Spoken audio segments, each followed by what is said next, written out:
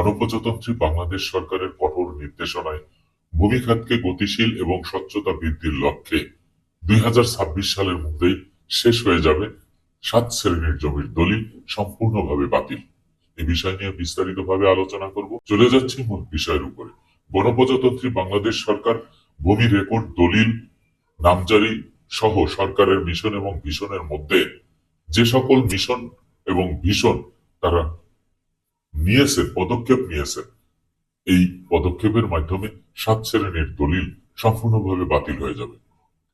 মিশনে বলা হয়েছে যে একটি সমন্বিত ভূমি ব্যবস্থাপনার জন্য ভূমি ব্যবস্থাপনা অটোমেশন সফটওয়্যার ভূমি ব্যবস্থাপনাকে গতিশীল এবং স্বচ্ছতা বৃদ্ধির লক্ষ্যে তৈরি করা হয়েছে। 2 নম্বরে একটি ইন্টার অপারেটেবল ডাটাবেস তৈরি করা হয়েছে। 3 নম্বরে যাবতীয় সেবা সহজে মালিকদের কাছে ভূমি মালিকদের কাছে পৌঁছে দেওয়ার ব্যবস্থা করা হয়েছে। 4 নম্বর হচ্ছে ভূমি অফিসের সহিত সংশ্লিষ্ট ভূমি অফিস, যেমন ইউনিয়ন ভূমি অফিস, উপজেলা ভূমি অফিস, জেলা ভূমি অফিস, তারপরে জেলা প্রশাসকের কার্যালয় ভূমি সংক্রান্ত সর্বমোট 5247টি অফিসের সাথে একসাথে সংযুক্ত করা হয়েছে এবং 2 মন্ত্রণালয়ের মধ্যবর্তী স্থানে একটি ডিজিটাল প্ল্যাটফর্ম তৈরি করা হয়েছে, যাতে করে দুর্নীতি, ঘুষ এবং দালাল চক্র সম্পূর্ণভাবে এই ভূমি খাত থেকে উচ্ছেদ করা যায়। পাশাপাশি এই 7 শ্রেণীর দলিলও বাতিল হয়ে যাবে। কেন বাতিল হবে? একটি দলিল যখন সাব রেজিস্ট্রার অফিস কর্তৃক বৈধ উপায় করা হয়, সেই দলিলটি যদি বাতিল হয় তাহলে এই দলিলের ভিতরে কি সমস্যা? আমাদের দেশে এই যে ভূমি খাতকে ডিজিটালাইজেশন করা এবং 2টি মন্ত্রণালয়ের মধ্যবর্তী স্থানে ডিজিটাল প্ল্যাটফর্ম তৈরি করা এবং এই যে 5247টি অফিসের সাথে যে সংযুক্ত করা, ডিজিটালাইজেশন করা, এর ফলে কিন্তু এই 7 ধরনের দলিল অটোমেটিক ভেসে উঠবে যে এই দলিল আপনি নিজেই মনে করবেন যে এই দলিল বাতিল হয়ে গেছে।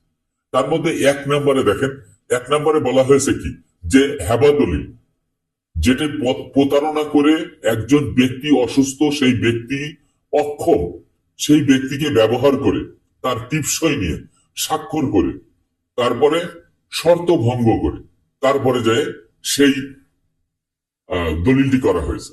এখন যেই ব্যক্তি ভুক্তভোগী, যার সম্পত্তি জোর করে অসুস্থ অবস্থায় তার হেবা করে নিল, তার সন্তান, পুত্র সন্তান হোক, কন্যা সন্তান হোক, ভাই হোক, যে কেউ হোক, এই যে হেবা দলিলটি তার কাছ থেকে করে নিল, ওই ব্যক্তি যখন বিজ্ঞ আদালতে মোকদ্দমা করবে, তখন কিন্তু এই যে অটোমেশন পদ্ধতিতে যে ডিজিটালাইজেশন, সমস্ত কিছু কিন্তু অনলাইনে পাওয়া যাবে।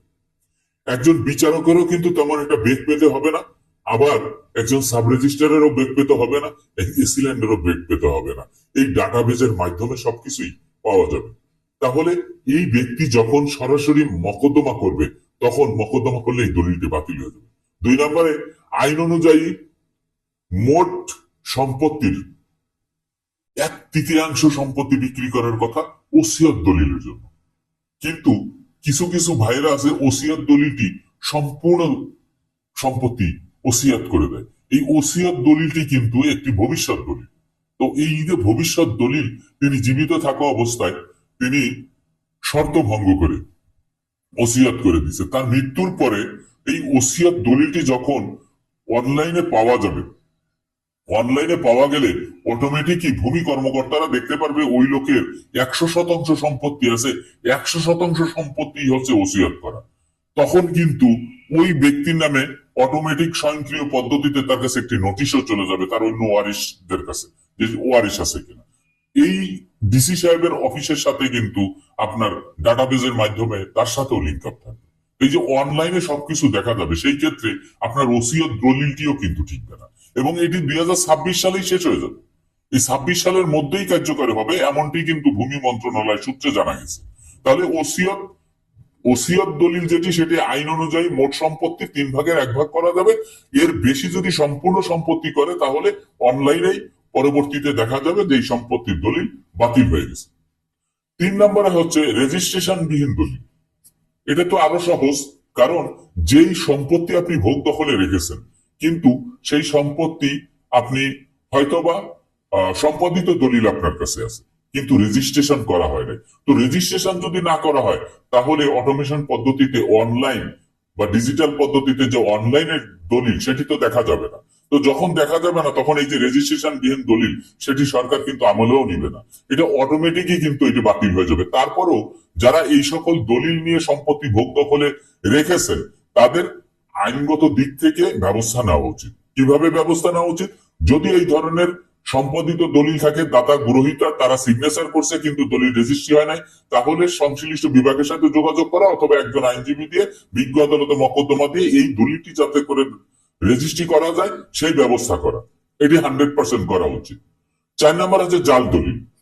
জালিয়াতি করে, যেহেতু সম্পত্তি নিজের না, নিজের নামে কোনো কিছু নাই, কিন্তু অবৈধ উপায়ে, অসৎ উপায়ে দালাল চক্র, প্রতারক চক্রের সমন্বয় যদি কোনো দলিল তৈরি করা হয়, এই জাল দলিল সরকারের সংশ্লিষ্ট বিভাগের কোনো রেকর্ড বইতে এন্ট্রি নাই, এই জাল দলিল বাতিল হয়ে যাবে।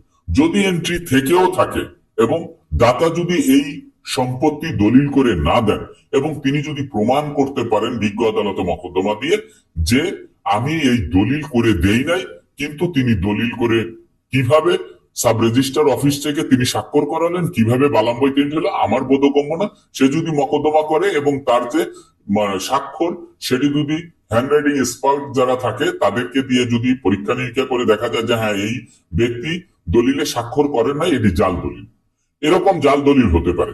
আবার আপোষ বন্টনামা দলিল করার সময় ওয়ারিশিয়ান সনদ নেওয়ার সময় দেখা গেছে দুইজনকে বাদ দিয়ে দিছে, দুইজন ওয়ারিশকে বাদ দিয়ে দিছে, বাদ দিয়ে সেই সম্পত্তি দুইজন ওয়ারিশের মাধ্যমে আপোষ বন্টনামা দলিল করে বেচা বিক্রি করেছে, কিন্তু পরবর্তীতে এসে দেখা গেছে যে ওই ওয়ারিশরা চেয়ারম্যানের কাছ থেকে সম্পূর্ণাঙ্গ একটি ওয়ারিশিয়ান সনদ আনছে, কিন্তু যারা পূর্বে ওয়ারিশিয়ান সনদ আনছিল দুইজন ওয়ারিশদেরকে বাদ দিয়েছিল, ওয়ারিশিয়ান সনদটাও জাল, আপোষ বন্টনামা দলিলটাও জাল হয়ে যাবে, এই সম্পত্তি বেচা বিক্রি করলে সেটাও কিন্তু জালের মধ্যে চলে যাবে।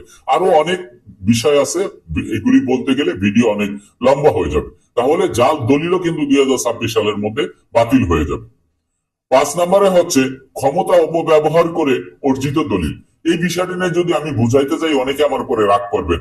বিগত যত সরকার আসছে আমাদের বাংলাদেশ সৃষ্টি হওয়ার পর থেকে যখনই রাজনৈতিক কোন দল ক্ষমতা যায় তখন এই রাজনীতিবিদরা তাদের ক্ষমতা বলে, তাদের পেশি শক্তির বলে, অনেক সময় পলিটিক্যাল বলে কি করে ক্ষমতা দেখিয়ে অনেকের কাছ থেকে সম্পত্তি তারা দলিল করে নিছে, দখল করে রেখেছে এবং সেই অর্জিত দলিল এখন আমাদের বিগত পিছনে যদি আমরা এখন থেকে 5 বছর আগে যাই যে কোনো ব্যক্তি যদি কারো সম্পত্তি জোর জবরদস্তি করে দলিল করে নিয়ে যায় থাকে, এখন সেই ব্যক্তি যদি বিজ্ঞ আদালতে মকদ্দমা করে যে সরকারে থাকা অবস্থায় আমার উপরে চাপ সৃষ্টি করে এই দলিলটি করা হয়েছে, সাথে সাথে বাতিল হয়ে যাবে।